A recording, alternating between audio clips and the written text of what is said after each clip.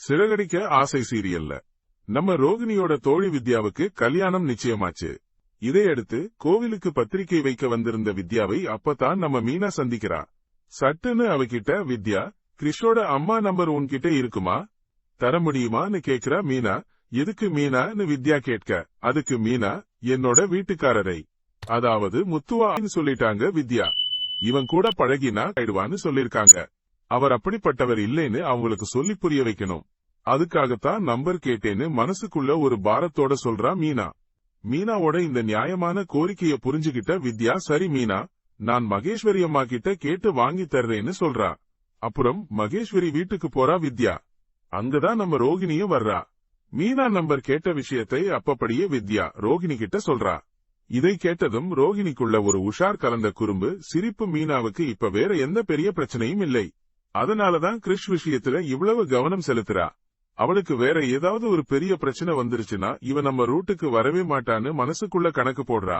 அப்படியே வீட்டுக்கு வந்த ரோகிணி கிட்ட மனோஜ் ஒரு டீலர் வீட்டு கல்யாணத்துக்கு மேக்கப் ஆர்டரும் பூ ஆர்டரும் வந்திருக்கிறதா சொல்றான்.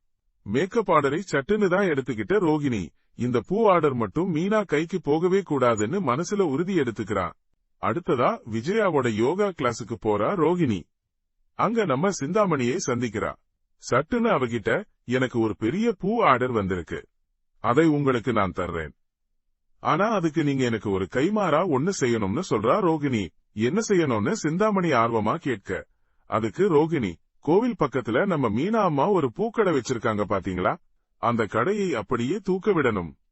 அவளுக்கு அந்த பிரச்சனை வந்துச்சுன்னா இனி கிறிஷ் விஷயத்துல அவ மூக்கை நுழைக்கவே மாட்டான்னு ஒரு சதித்திட்ட ஐடியாவோட டீல் பேசுறா ரோகிணி. சிந்தாமணிக்கும் ஒரு பக்கம் மீனாவோட வளர்ச்சி பிடிக்காததுனால சட்டுன்னு அவளும் அதுக்கு சம்மதிக்கிறா. அதே சமயத்துல வீட்ல மீனாவும் முத்துவும் பேசிக்கிட்டு இருக்காங்க. தனக்கு வர்ற பூ ஆர்டர்ல பாதிய சிந்தாமணி எடுத்துக்கிறதா மீனா புலம்புறா.